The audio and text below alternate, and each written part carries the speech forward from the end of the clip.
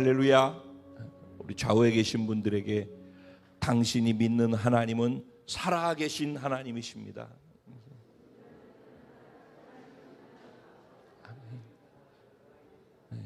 한 번 더 다른 분을 바라보시면서 인사하실 때 그 하나님이 당신을 지극히 사랑하십니다. 네. 우리가 믿는 하나님, 우리가 예배하고 있는 하나님은 살아계신 하나님이시고 우리를 지극히 사랑하는 좋으신 하나님이신 줄로 믿습니다. 오늘 그 좋으신 하나님의 말씀을 본문을 통해서 함께 듣도록 하겠습니다. 은혜 받으실 하나님 말씀, 열왕기하 13장 14절부터 19절까지 말씀이 되겠습니다. 열왕기하 13장 14절부터 19절까지 말씀입니다. 제가 한 절, 여러분 한 절 서로 교독하시고 마지막 19절 말씀은 한 마음으로 합독하도록 하겠습니다. 제가 14절 먼저 시작합니다. 엘리사가 죽을 병이 들매 이스라엘의 왕 요아스가 그에게로 내려와 자기의 얼굴에 눈물을 흘리며 이르되 내 아버지여 내 아버지여 이스라엘의 병거와 마병이여 하매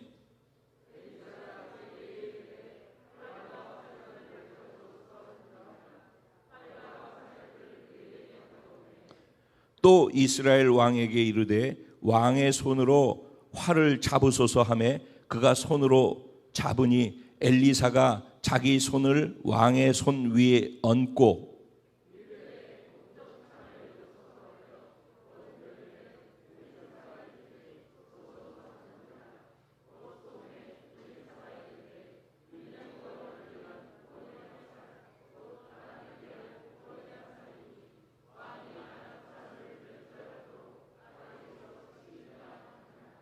또 이르되 화살들을 집으소서. 곧 집음에 엘리사가 또 이스라엘 왕에게 이르되 땅을 치소서 하는지라 이에 3번 치고 그친지라. 다 같이 하나님의 사람이 노하여 이르되 왕이 6번을 칠 것이니이다. 그리하였더면 왕이 아람을 진멸하기까지 쳤으리이다. 그런즉 이제는 왕이 아람을 3번만 치리이다 하니라. 아멘. 오늘 이 말씀을 가지고 하나님의 은혜를 믿음으로 취하는 복된 자가 저와 여러분입니다. 이런 제목으로 주시는 은혜를 나누려고 합니다. 지난주 제목 기억하십니까? 갑절의 은혜를 갈망하는 복된 자. 갑절의 은혜는 2배의 은혜이죠. 여러분, 이런 그 제목 안에다가 제가 나눌 말씀들을 함축해서 어떻게 표현할 수 있을까를 고민하면서 기도하면서 제목을 정하거든요. 그래서 제목을 잘 이해를 하면은 말씀이 어떻게 전개되어질지를 이해할 수가 있어요. 그런데 제목을 이해할 때 제목에 보면은 갑절, 그러면 2배라는 뜻이라는 것을 알 수 있잖아요. 은혜, 그러면 은혜의 뜻이 무엇인지를 알아야 돼요. 은혜라는 단어의 의미가 무엇인지를 이해해야지 된다라는 말이에요. 그리고 오늘 갈망이라는 단어가 있다고 할 때 갈망한다라는 게 어떤, 타는 목마름으로 간절한 마음, 진실된 마음으로 그것을 원한다라는 의미 아니겠어요? 그렇죠? 그러니까는 갑절의 은혜를 갈망하는 자가 복된 자라는 것이고, 그게 저와 여러분이라는 말씀을 나누었던 거예요. 그리고 본문을 통해서 그거를 이해시켜 드려 보려고 했던 거예요. 그러니까 결국은 우리가 은혜를 갈망하는 마음이 있어야 된다라는 거죠. 그렇죠? 그랬으면은 그 말씀을 듣고 난 다음에 하나님으로부터 오는 은혜를 내가 갈망하고 있는지, 나는 갈망이 있는지를 확인하면서 한 주를 보내야 되죠. 그리고 그 갈망이 있다면은 그 갈망을 표현하면서 한 주를 보내는 것이 지난주 말씀이 저와 여러분의 삶에 실질적으로 작동되어지는, 경험되어지는 말씀이 된다라는 것이죠. 오늘 말씀도 마찬가지. 그 갑절의 은혜라고 하는 그 은혜, 그게 누구로부터 오는 은혜예요? 하나님으로부터 오는 은혜죠. 그러면 하나님이라는 단어가 이해가 돼야 돼요. 하나님을 이해하고 하나님을 모르면은 하나님으로부터 오는 하나님의 은혜라고 할 때, 은혜는 뭐예요? 공짜로 부어지는 선물이에요. 하나님의 은혜라고 할 때 공짜라면 공짜로 우리에게 부어지고 주어지는 선물 같은 것이란 말이에요. 그러면 그 공짜로 주어지는 선물이 누구로부터 온다고요? 하나님으로부터 오는 공짜로 주어지는 선물을 무엇으로 취해요? 믿음으로 취해 나가는 자가 복된 자라는 거예요. 그러면 믿음이란 단어가 무엇인지를 또 알아야 되겠죠. 그렇죠? 그러니까 제목을 할 때 단어를 다 이해를 해야지만 이해가 되는 거예요. 그러면 지금 이 얘기를 생각하면서 오늘 본문의 내용들을 제가 말씀으로 풀어낼 때 이 이야기를 어떻게 이 본문의 내용을 통해서 이해를 시켜 드릴까라는 생각을 가지고 말씀을 전하는 거예요. 설교를 이렇게 하는 사람이 별로 없죠. 거의 없을 거예요. 왜 제가 이런 말을 앞에다가 붙이느냐 하면은 설교를 제가 하는 게 중요한 게 아니라 이거를 이해하고 이렇게 한 분이라도 더 그렇게 실질적으로 살 수 있도록 도와드리고 사는 게 목적이고, 그렇게 살 때에 하나님이 사는 사람에게 말씀되어진 말씀을 경험케 해주시거든요. 그게 하나님의 은혜를 내 삶 속에서 취할 수 있게 만들어주는 그 연결점이란 말이에요. 그러니까 내용이 이해돼야 되고 제목이 이해돼야 되고 단어 하나하나가 이해가 돼야 돼요. 모르면은 그 단어의 뜻을 사전 찾아봐서라도 알아야 돼요. 근데 제가 지금 이렇게 풀어서 이해를 시켜드리니까 이런 것들을 딱 머릿속에다가 저장을 시켜서 이해하고 난 다음에 이 말씀을 들으면 훨씬 더 쉽게 이해하면서 접근할 수 있으리라고 생각합니다. 오늘 본문은 지난주에 이어서 그 엘리야와 엘리사의 이야기에 이어서 이제 엘리야는 승천해서 하나님이 부르셔가지고 회리바람을 타고 하늘로 그냥 올라가 버렸잖아요. 그렇죠? 그 누가 덩그러니 남았어요? 엘리사가 덩그러니 남았어요. 근데 그 엘리사는 이제부터 엘리야가 감당했던 그 일을 대신 감당하는 사명을 받은 거예요. 그럼 엘리야는 무슨 사명을 가지고 살았었죠?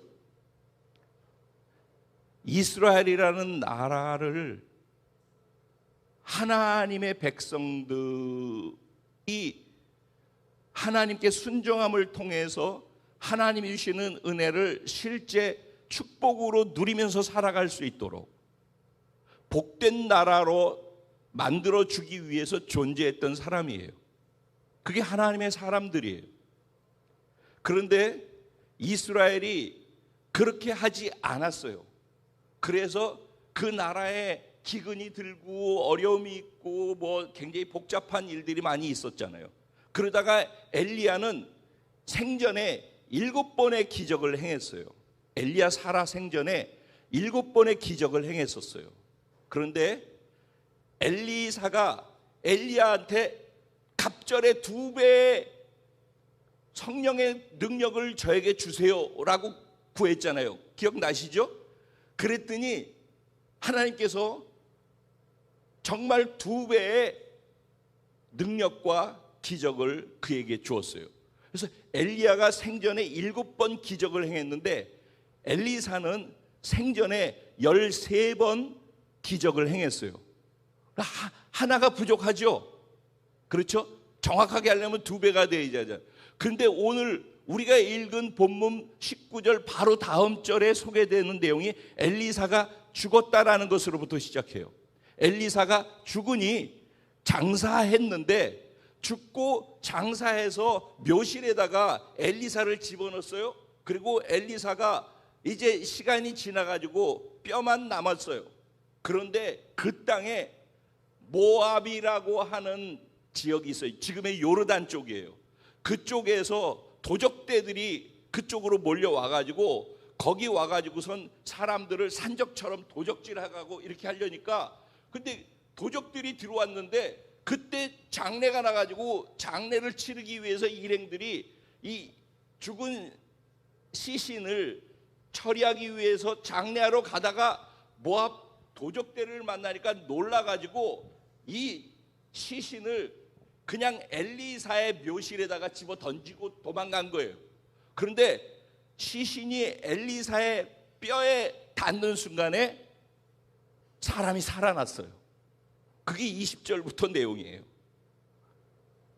그러니까 결국은 갑절의 은혜, 성령의 능력에 갑절이 자기에게 임하게 해달라고 기도했던 그대로, 원했던 그대로 14번, 죽어서까지 한 번 채워서 14번 정확하게 말씀이 성취되어지고 기도가 응답되어졌다는 것을 우리는 확인할 수가 있는 거예요.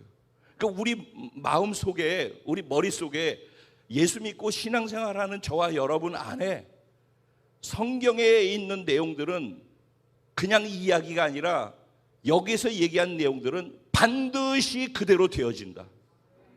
하나님이 말씀하신 건 무조건 그대로 된다. 여기에 대한 분명한 믿음과 확신이 있어야 되는 거예요. 여러분, 하나님의 은혜를 믿음으로 취한다라고 했을 때 이 믿음이라는 단어에 대해서 늘 말씀드려요. 믿음이라는 단어를 이해를 해야지 믿음을 가질 수가 있고 믿음대로 살 수가 있어요. 믿음의 대상은 우리가 생각하는 이 땅에서 생각하고 있는 나 믿어? 너 믿어? 이런 믿음이 아니에요. 여기서 사용하는 믿음은 믿음의 대상이 하나님인 거예요. 하나님을 믿는 거예요. 우리가 그러니까 하나님을 하나님으로 인정해 드리는 거예요. 그러니까 하나님을 믿기 때문에 하나님의 입에서 나오는 말씀을 믿는 거예요. 예를 들면 정호 형제가 저를 믿습니까? 아멘, 감사합니다. 그러면 저를 믿는다라는 말의 의미는 제가 무슨 말을 하더라도 그 말을 믿는 거예요. 그게 믿는 거죠. 여러분 맞습니까? 예. 하나님을 믿는다고 할 때 우리 예수 믿는 사람들이 믿는다라고 할 때 우리는 하나님을 믿는 거예요. 우리 대상이. 그리고 그 하나님을 믿는다라는 게 뚜렷하고 분명하다면 그 하나님이 말씀하는 모든 것들을 믿는다라는 말이 믿음이라는 단어 안에 있는 거예요. 근데 성경은 우리가 믿을 수 있도록 하기 위해서 하나님이 말씀하는 건 반드시 그대로 된다라는 것을 역사 속에서 반드시 그렇게 되어졌던 것들을 사례를 계속해서 얘기하고 있는 거예요. 그게 성경의 이야기예요. 그러니까 오늘도 마찬가지예요. 이게 지금 이스라엘 북쪽, 그러니까 남왕국 유다가 있고 북왕국 이스라엘이 남북이 있다고 그랬잖아요. 나뉘어져서 북왕국 이스라엘에서 있었던 일이고 역사 속에서 있었던 일이란 말이죠. 이게.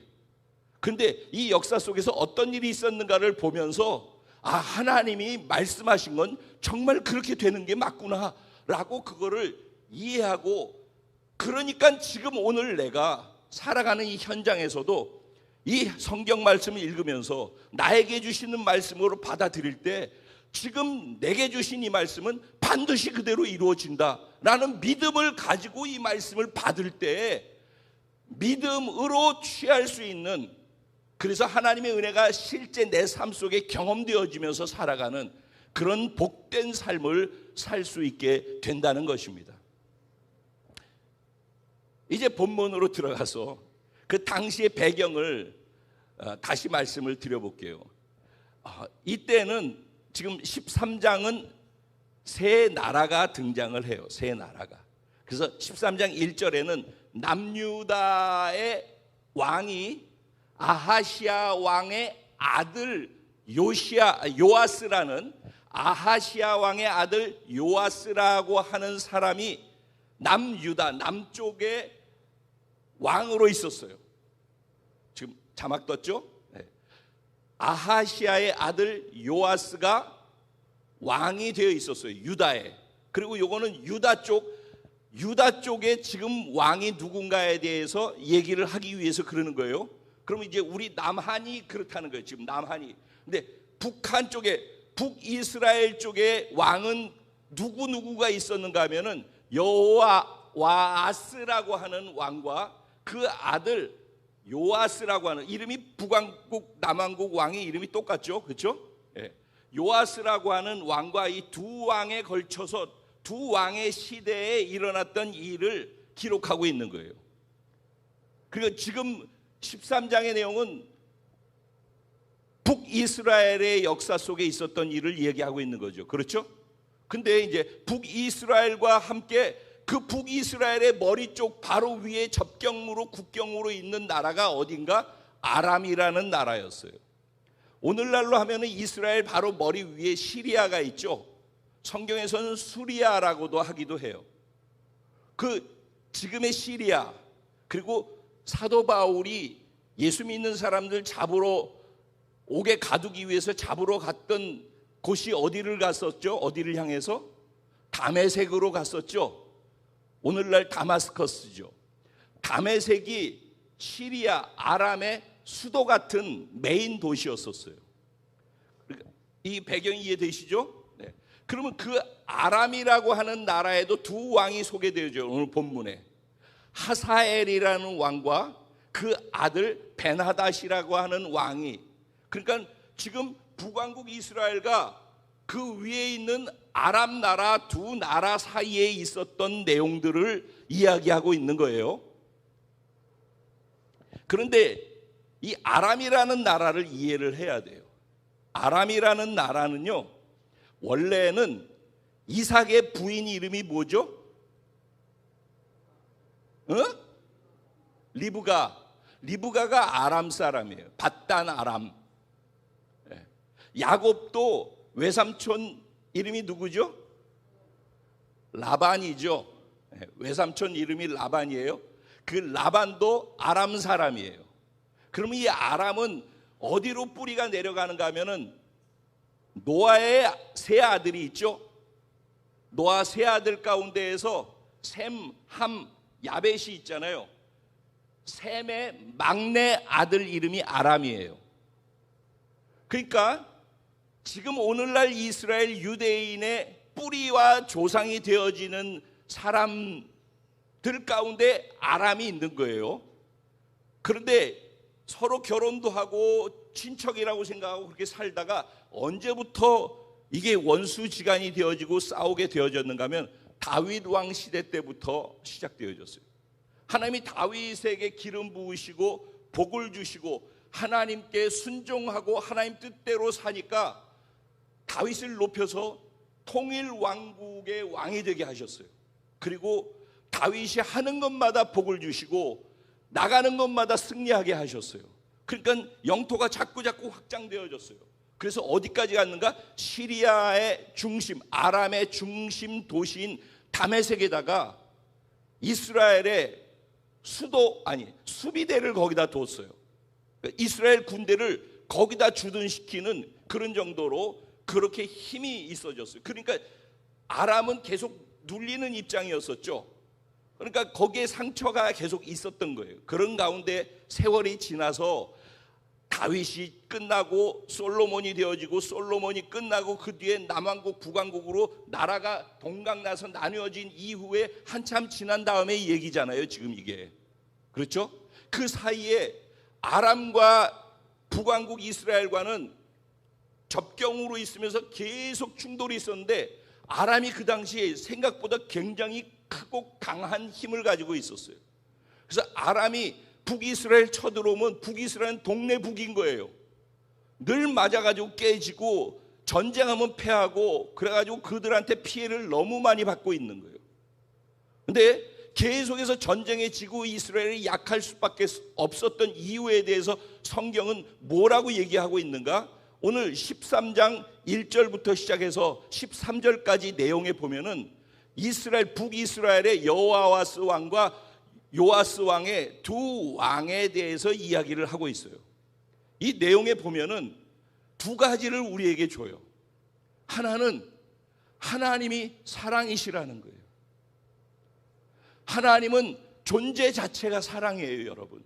여러분이 믿는 하나님, 지금 우리가 예배하고 있는 하나님, 여기 계신 하나님은 사랑의 하나님이에요. 여러분 이것을 알아야 돼요. 여기에 대해서 흔들림이 없어야 돼요. 그 사랑의 하나님이 사랑이기 때문에 우리를 사랑하시는 거예요. 그분이 좋으시기 때문에 우리에게 좋은 걸 주시는 거예요. 그분이 선하기 때문에 그분이 하는 모든 것은 다 선하신 거예요. 하나님을 이렇게 정확하게 알고 정확하게 믿어야 되는 거예요. 그러면 이제 하나님이 우리를 사랑하셔서 하나님이 하시는 모든 말씀은 사랑하기 때문에 하는 말이에요. 여러분 이걸 믿으실 수 있겠습니까? 성경에서 얘기하는 모든 하나님의 말씀은 우리를 사랑하기 때문에 우리에게 좋은 것을 주고 선한 것을 주기 위해서 이렇게 해라 라고 말씀하시는 것들이에요. 이스라엘은 오늘날 우리를 상징하잖아요. 그 이스라엘이 어떻게 했는가 하면은 여호아스 왕이나 요아스 왕이나 똑같이 얘기를 해요. 북이스라엘의 초대 왕이었던 여로보암 왕이 하나님 앞에서 악을 행하고 범죄하는 삶을 살았대요. 그런데 똑같이 여호아스 왕도 여호와 보시기에 악을 행하였더라. 그리고 그가 범죄했는데 그 악한 거에서 돌이키지 않았대요. 악을 계속 행하고 악을 따라서 행했는데, 악을 따라다녔대요. 악을 따라서 행했는데 돌이키지 않았대요. 악에서 떠나지 않았대요. 여러분 우리가 연약하기 때문에 죄를 지을 수도 있고 넘어질 수도 있고 실수할 수도 있고 그래요. 그런데 악에서 떠나야 되는 거예요. 그걸 회개라고 하는 거예요. 하나님은 예수 그리스도에 우리를 죄를 용서하셨어요. 그래서 우리는 죄와 상관없어요. 그런데 계속 죄를 짓게 되면은 하나님께서는 그 죄를, 원래 너는 죄 없는 의로운 존재이니까 의로운 삶을 살라고 말씀하시는 거예요. 그런데 우리가 또 실수하고 넘어지고 연약해서 죄 짓잖아요. 그러면은 거기서 돌아서라는 거예요. 그게 잘못된 것이니까 돌이켜서 악을 떠나고 죄를 떠나라는 거예요. 그렇게 하는 게 복이라는 거예요. 그렇게 하면은 하나님이 우리에게 주시는 은혜가 내게로 흘러 들어온다라는 거예요.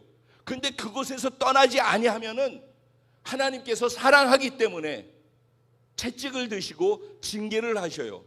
그래서 여호아스 왕이 하나님을 떠나서 악을 행하면서 살면서도 악에서 떠나지 않으니까 하나님이 뭐 하셨대요? 노하셨대요. 진노하신 거예요. 그래서 노하셔서 이스라엘을 징계하시는 도구로 쓰는 게 누구예요? 그게 아람인 거예요.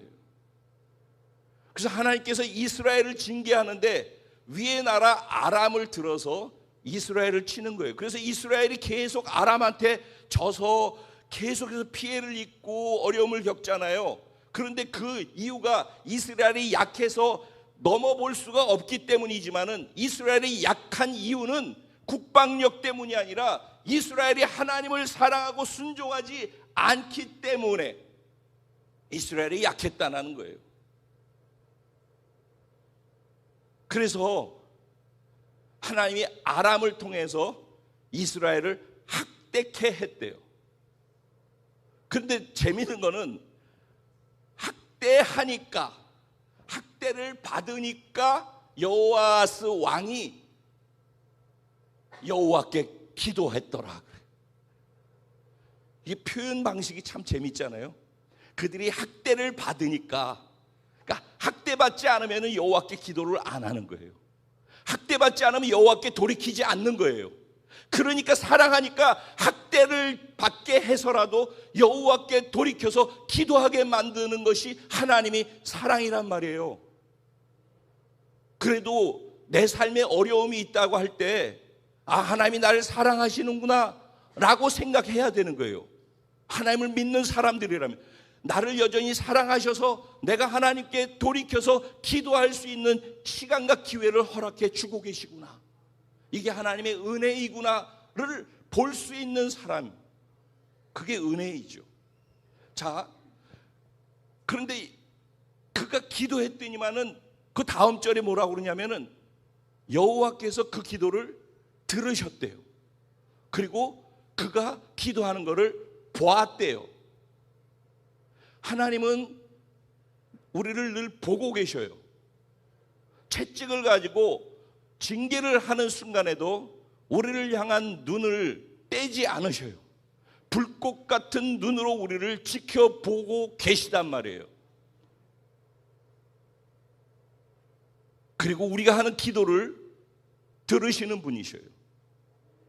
그래서 하나님께서 그 기도를 들으시고 구원자를 그들에게 보냈대요. 그래서 아람의 어려움으로부터 벗어나게 해주셨대요.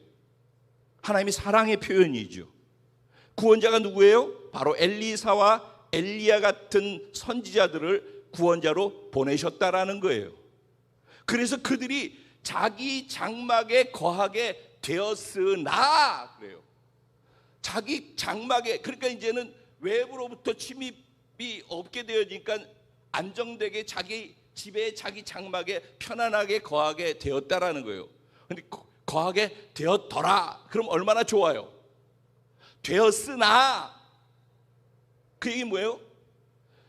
기도해서 응답해주고 그래서 사랑하기 때문에 문제를 해결해주고 적으로부터 이기게 해주고 구원시켜주고 편안하게 해줬더니, 그런데도 불구하고 그들이 어떻게 했대요?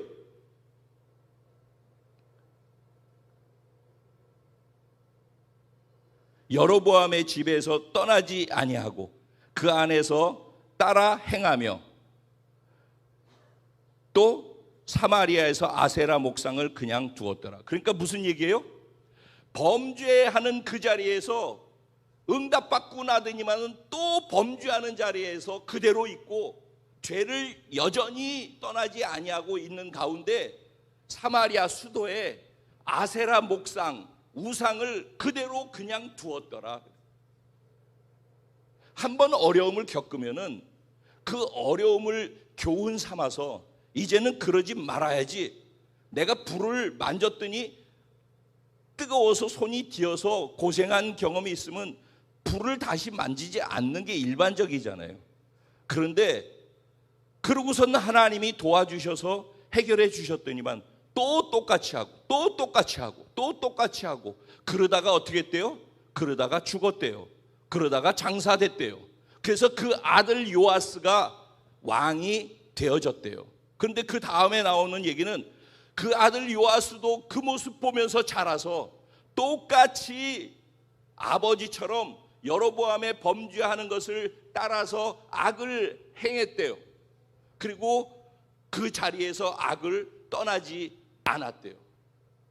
악에서 돌이키지 않았대요. 이게 대를 이어서 그렇게 했다라는 거예요. 그런데도 불구하고 하나님은 여전히, 이스라엘은 하나님께 그렇게 했다라는 거예요.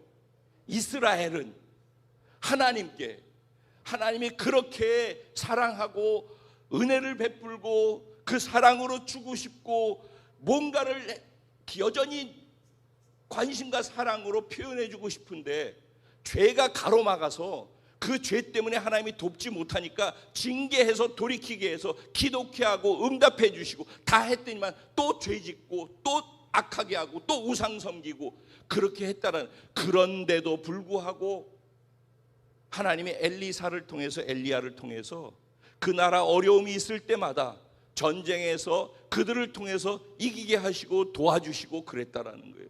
그래서 엘리야가 하늘로 올라갈 때 그때 이스라엘의 병거와 마병이여 그랬잖아요. 근데 똑같이 오늘 본문을 우리가 읽었지만은 엘리사가 그렇게 이스라엘의 어려움이 있을 때마다 아람으로부터 침입을 받을 때마다 엘리사의 도움을 통해서 아람과의 전쟁에서 이기게 해 줬거든요.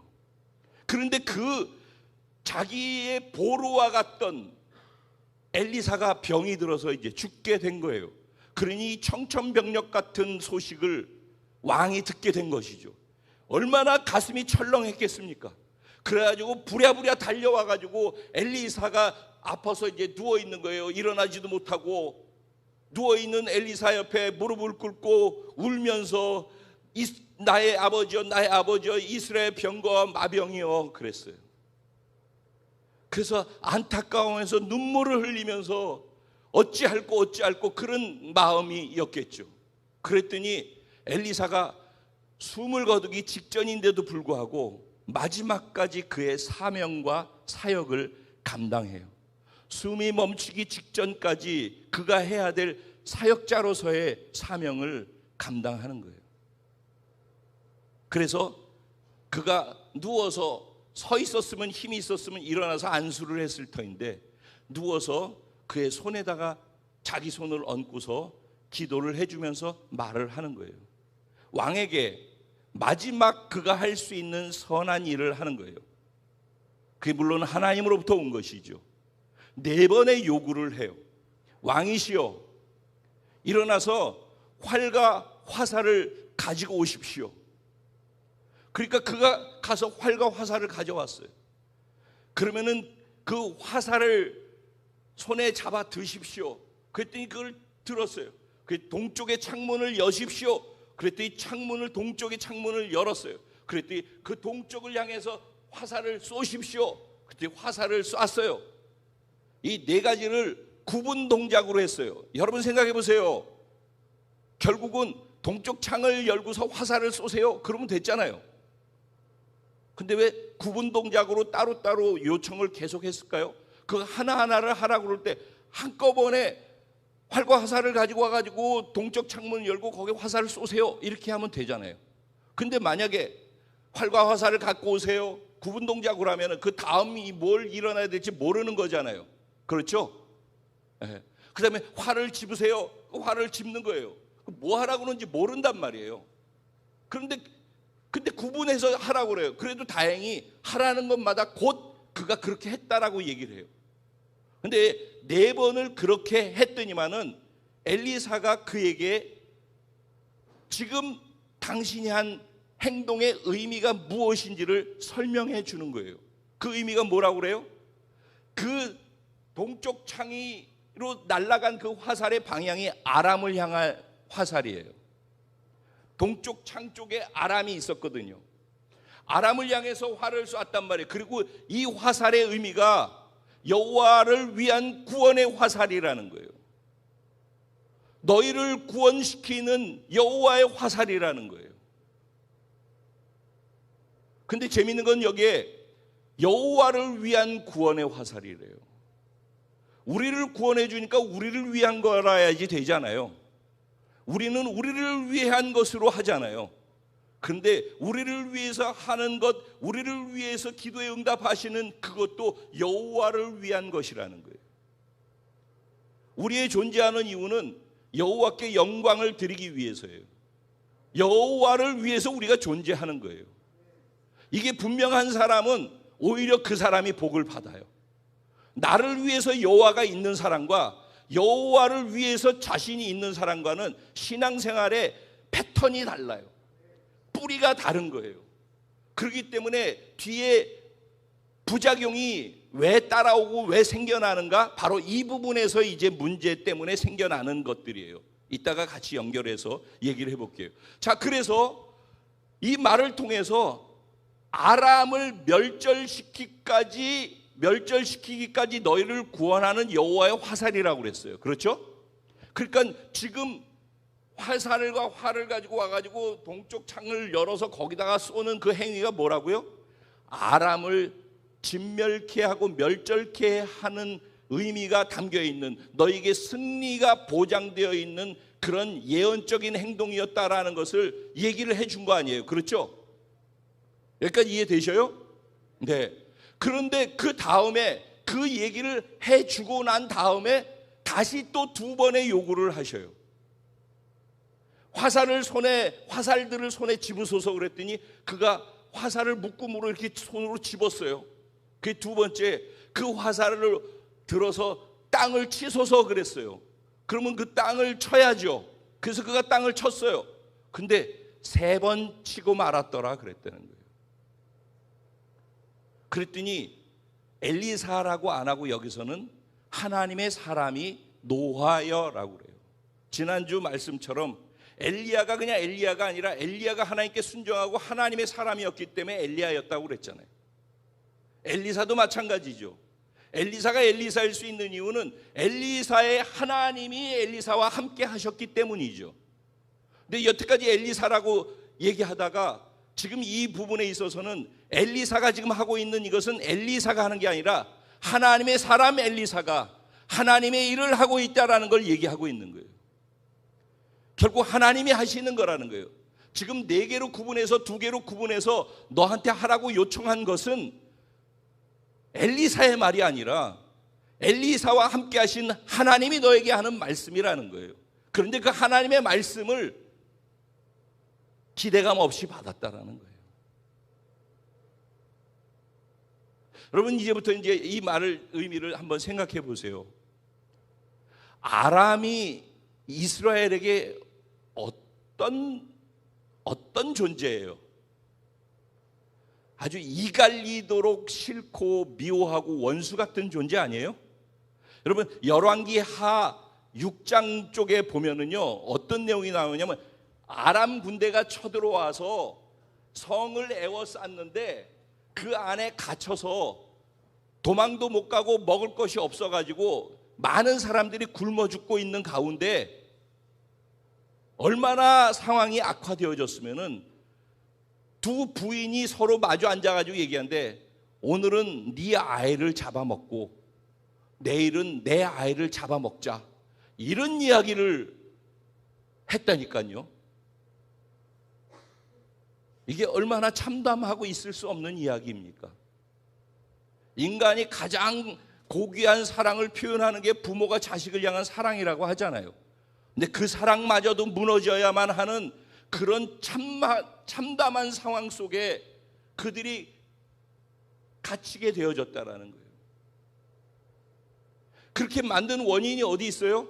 누구 때문이에요? 아람 때문이잖아요. 아람. 그러니까 아람의 철천지 원수로 미워지는 게 맞죠. 그런데 그 아람을 이기는 상징으로서 너희한테 하라고 그런 거야 라고 한다면은 왕이 아람을 향해서 짓떨리는 분노와 그게 있었더라면은, 그런데 그 아람을 이길 수 있다라는 말을 들었으면은 땅을 치라고 할 때 계속해서 그 아람을 향한 분노와 울분을 가지고 믿음으로 계속 쳐야 되는 거 아니겠어요? 그가 왜 3번만 했을까요? 여기서도 재미있는 게 있어요. 이 모습 속에 엘리사가 죽게 되자 그가 다급하게 엘리사에게 찾아와서 울면서 엘리사에게 말했다고 그랬어요. 그렇죠? 그의 울음의 의미는 무엇이었을까요? 그는 엘리사의 죽음을 굉장히 안타까워했어요. 그리고 불안하고 두려웠어요.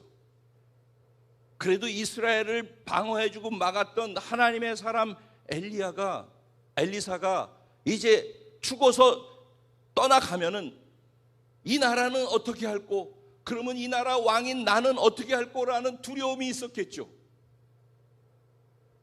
엘리사가 가는 것에 그의 초점이 있는 것이죠. 엘리사가 떠나는 것에 대해서 울음이 나오는 것이죠. 뭐하고 똑같냐 하면은 엘리야가 오늘 하늘로 하나님이 불러 가실 거라는 것을 선지 생도들, 신학생들, 거기에 있던 사람들도 알았다고 했어요. 그렇죠? 근데 엘리야가 가는 거죠. 오늘 가는데 왜 쫓아다니냐는 거죠. 엘리야는 갈 사람이잖아.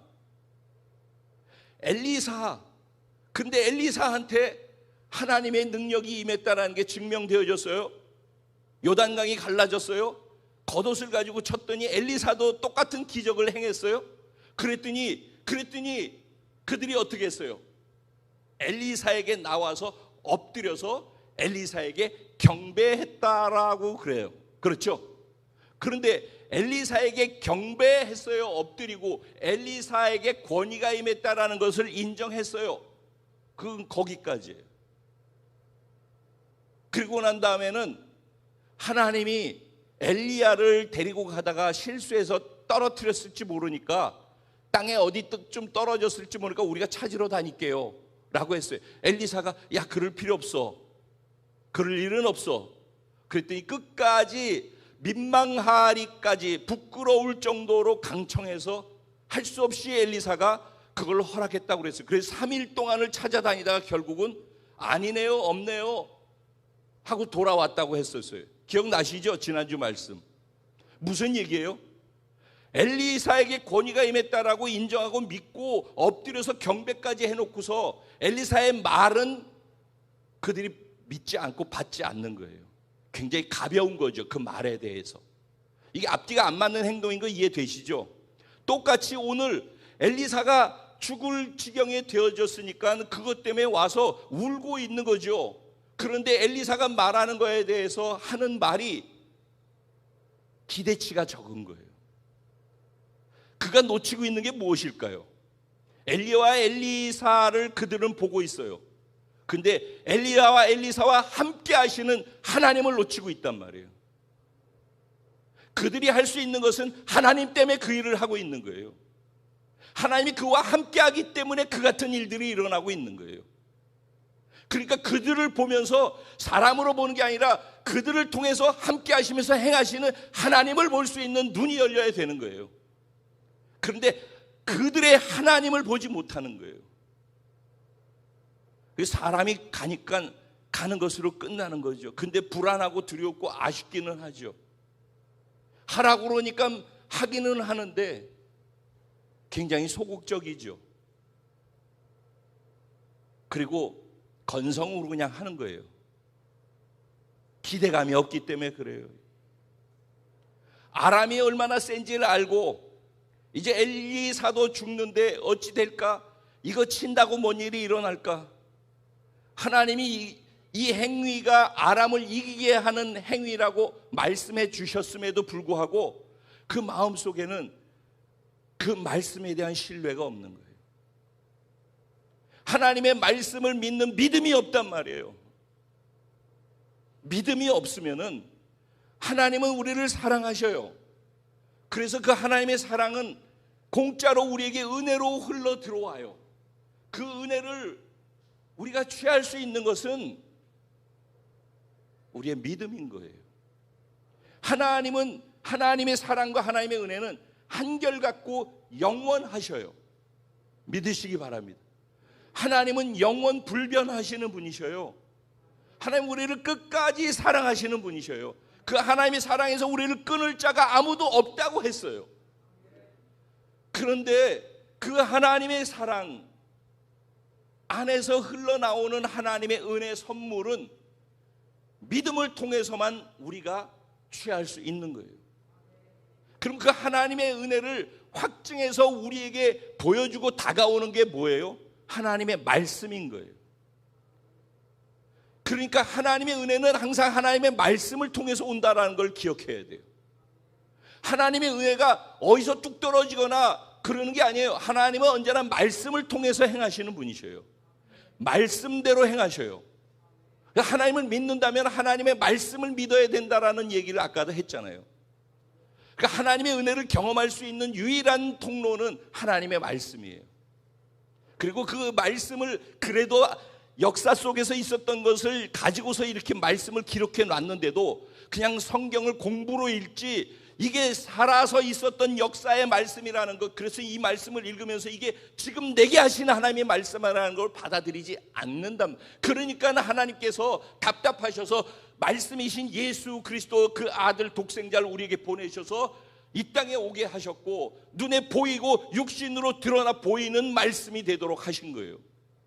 그리고 그 말씀을 완전하게 성취하심을 통해서 하나님이 우리를 향한 사랑을 확증해 보여주신 사건이라고 성경은 우리에게 소개하고 있는 거예요.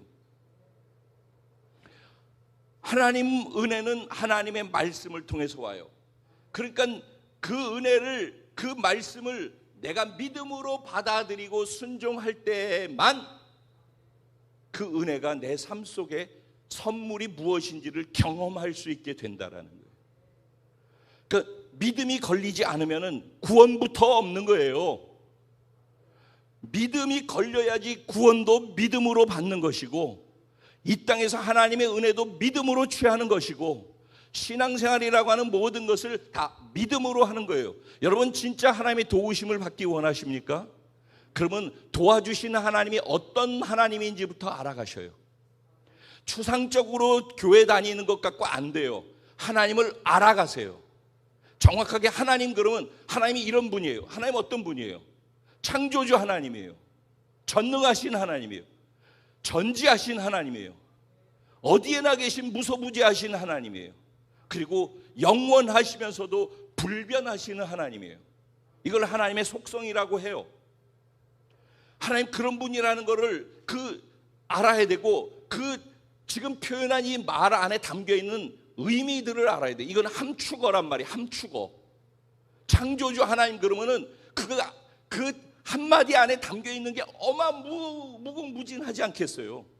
그러니까 그걸 다 알아야 된단 말이에요. 그래서 지식적으로도 알아야 되는 거예요, 하나님을. 그리고 그 아는 것들이 정리돼서 내가 이해되어짐 속에서 믿을 수 있어야지만 그게 믿음에 걸리는 거예요.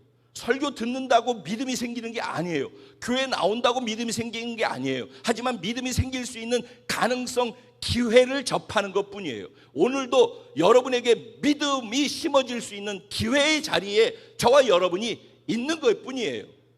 이 말씀을 듣고 이 말씀의 의미를 이해하고 이 말씀의 주인 되신 하나님과 그 하나님의 마음과 우리를 향한 사랑, 애타고 애절한, 혼자 짝사랑하고 계시는 그 하나님의 마음을 진짜 알 때 그 하나님의 사랑에 빠져서 그 하나님을 믿고 그 하나님께 전적으로 당신이 요구하는 모든 것은 다 선한 것이고 나를 위한 것이고 나를 향한 사랑입니다.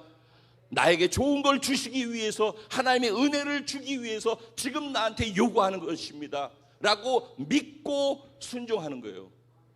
그래서 믿음으로 믿는다라는 걸 증명할 수 있는 게 순종인 거예요. 그래서 순종은 제가 늘 했던 얘기가 있어요. 순종은 어떻게? 순종은 즉시로 온전히 기쁘게. 뭐라고요? 순종은 즉시로 온전히 기쁘게. 하나 더 붙이면 끝까지. 순종은 뭐라고요? 즉시로 온전히 기쁘게 끝까지. 그 순종의 행위를 뭐라고 그런다고요? 믿음이라고 하는 거예요. 그 믿음은 어디 걸린다고요? 하나님과 하나님의 말씀에 걸린다라는 거예요. 그러니까 이 말씀을 모르고, 말씀에 대한 이해 없이, 그리고 하나님이 누구신지 모르고 하나님에 대한 이해 없이 믿음이 있을 수 없다라는 거예요. 그래서 성경을 알아야 되고 말씀 공부를 해야 되고, 성경의 가장 핵심이 복음이기 때문에 복음을 통해서 하나님의 사랑이 우리에게 어떻게 흘러 들어왔는지를 알 수 있기 때문에, 그래서 복음 강의를 계속해서 강조하면서 가는 이유가 거기에 있는 거예요. 자, 마무리합니다. 결론입니다. 그러니까 결국 하나님 말씀하신 대로 되었잖아요. 갑절의 은혜 얘기하니까, 갑절의 은혜, 네가 만약에 회리바람 타고 내가 올라가는 걸 보거들랑 너한테 그 일이 이루어질 줄 믿어라 그랬어요. 그렇죠? 근데 엘리사가 그걸 봤어요, 안 봤어요? 봤죠. 그러니까 그에게 그게 주어졌어요, 안 주어졌어요? 주어졌죠. 그 다음부터는 이제 해야 될 건 뭐예요? 믿음인 거예요. 이미 그는 그런 존재가 되어진 거예요. 근데 요단이 갈라지는 거 엘리야가 했어요, 안 했어요? 엘리야가 했어요. 잘 보세요. 엘리야가 요단을 갈라지는 기적을 행했어요. 그리고 엘리야가 가지고 있던 그 능력이 엘리사에게로 갔어요.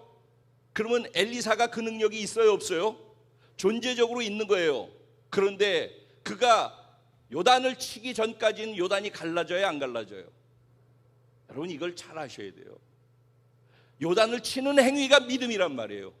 이미 존재적으로 우리 안에 그것이 주어져 있는 거예요. 엘리야가 요단을 치기만 하면은 갈라지게 만드는 그 기적의 능력이 저와 여러분에게 예수와 연합돼서 구원받는 순간에 주어져 있단 말이에요.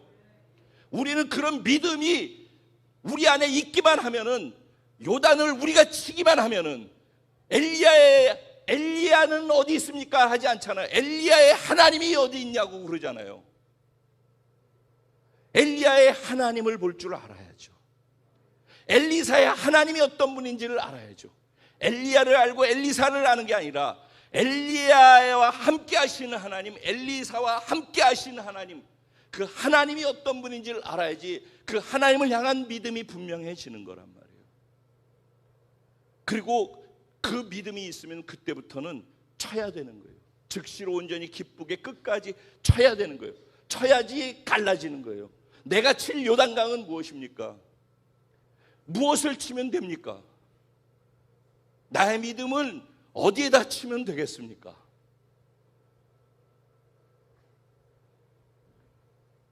믿음으로 치면은 요단은 갈라지는 거예요.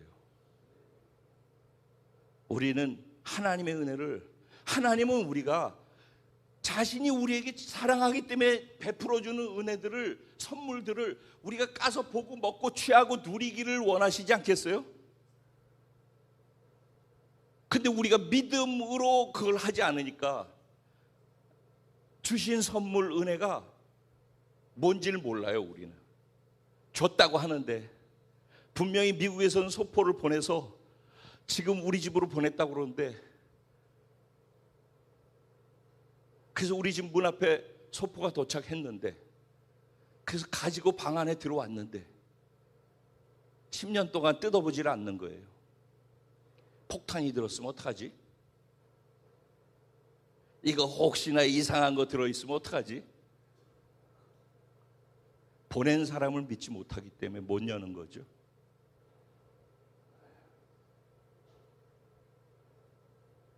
믿음은 곧 순종으로, 행위로 표현되어지는 것이고, 순종 믿음의 행위는 즉시로 온전히 기쁘게 끝까지 하는 거예요. 엘리사는 마지막 끝까지 믿음으로 심을 것을 심고 믿음으로 안수하고 축복하고 기도하고 마지막 사역을 믿음의 사역으로 마무리를 했어요. 그리고 하나님은 요아스 왕에게 내 믿은 대로 될지어다 하고 똑같은 말이에요. 3번 쳤으니까 3번 아람을 네가 쳐서 이길 거야. 만약에 6번, 7번, 8번, 9번, 10번, 100번, 1000번, 10,000번이라도 쳤으면은 끝까지 진멸하기까지 쳐서 이겼을 거야. 근데 네가 3번 쳤으니까 3번만 이길 거야. 그래서 25절 끝자락에 13장 25절 말씀에 뭐라고 그래요? 여호와가 베나닷을 3번 쳐서 무찌르고 이스라엘 성읍들을 회복하였더라. 3번 쳤대요. 왜? 자기가 믿은 대로, 자기가 심은 대로, 자기가 뿌린 대로 그만큼 거둔 거예요. 근데 사실 이것도 저는 은혜라는 생각을 했어요. 3번 쳤으니까 3번 온다고? 그가 칠 때 기대감이 있었어요? 그가 칠 때 하나님을 정말 신뢰했어요? 그냥 치라고 그러니까 할 수 없이 건성으로 3번 친 거예요. 여러분, 하나님 만나러 올 때 기대감을 갖고 와야 되고, 예배를 드릴 때 기대감이 있어야 되는 거예요. 하나님 말씀을 들을 때 기대감을 가지고 저 말씀은 반드시 이루어지고 내 삶 속에 성취된다라는 확실한 믿음이 있어서 그 말씀이 이루어질 걸 믿기 때문에 갈망이 있는 거예요. 그렇기 때문에 기대가 있는 거예요. 신앙생활은 그러니까 하나님이 하신 말씀대로 되어진다라는 기대 속에서의 믿음을 갖고 사는 거예요. 그래서 소망인 거예요. 그래서 세상 사람들은 다 무너지지만 우리는 지금 어렵지만은 하나님이 결국은 이렇게 하신다는 약속의 말씀대로 될 것이 분명하기 때문에, 나는 지금 이렇지만은 약한 자 같으나 강한 자요, 없는 것 같으나 있는 자요.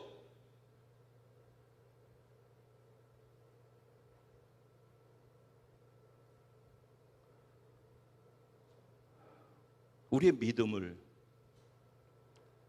잘 확인하고 정리할 수 있는 시간이 되었으면 좋겠어요. 하나님 여전히 우리 사랑하십니다. 지금도 여전히 우리에게 은혜를 부어주고 계십니다. 그리고 이미 예수 그리스도를 통해 주신 완전한 은혜가 전 우리의 삶과 인생을 이미 덮고 있어요. 그 은혜를 취하는 것은 믿음인 거예요. 그 믿음으로 취할 수 있는 은혜의 범위와 영역은 내가 하나님을 얼마나 제대로 알고 있으며 하나님의 말씀을 얼마나 많이 정확하게 알고 이해하고 있느냐에 비례하는 거예요. 왜냐하면 결국 그 말씀대로 되어질 것이고 우리가 믿는 믿음이 고리가 걸리는 것은 하나님의 말씀에 걸리기 때문에 그래요. 그래서 19절 이하의 20절부터 25절까지 그 사이에선 두 번의 스토리가 나오는데 그 둘 다 무엇을 얘기하고 싶어서요? 하나님이 말씀하신 것은 그대로 된다. 그 얘기를 증명하고 싶어서 20절부터 25절까지 내용은 그래서 있는 거예요. 그래서. 그렇죠? 그러니까 이제는 하나님 편에선 하자가 없다. 늘 저와 여러분 안에 하자가 있다. 하지만 하나님의 말씀을 알고 믿기만 하면은 내 믿은 대로 될지어다. 내 믿은 대로 될지어다. 우리의 믿음대로 되어지는 것입니다. 여러분은 하나님을 어떻게 아십니까? 그 알고 있는 하나님이 지식으로 써서 아는 것 말고 그 지식으로 써서 있는 단어 글자 하나를 하나하나마다 깊이 생각해 보세요. 하나님이 사랑이시다 할 때 그 사랑, 하나님의 사랑은 어떤 것인지를 깊이 한번 묵상해 보세요. 그리고 성경을 읽을 때 와, 이렇게 사랑하시는 거구나. 하나님의 사랑은 이런 사랑이구나 라는 것으로 이해할 수 있어지는 것이죠. 그래서 그 사건들 통해서 성경의 내용을 통해서 우리가 하나님의 사랑과 나를 향한 우리를 향한 마음을 헤아려 읽을 수가 있는 것이에요. 그래서 이 성경이 글자지만은 이 글자인 성경을 읽으면서 하나님을 알아가는 거예요. 하나님의 마음을 내가 느끼고 체험하게 되어지는 거예요. 그렇게 성경을 이해하고 알아가는 사람에게 성경에 나와 있는 이루어진 말씀했고 이루어졌고, 근데 또 지금 말씀했는데 아직 이루어지지 않은 것들이 있다 한다면은 그 이루어지지 않은 것들도 반드시 그대로 되어지는 거예요.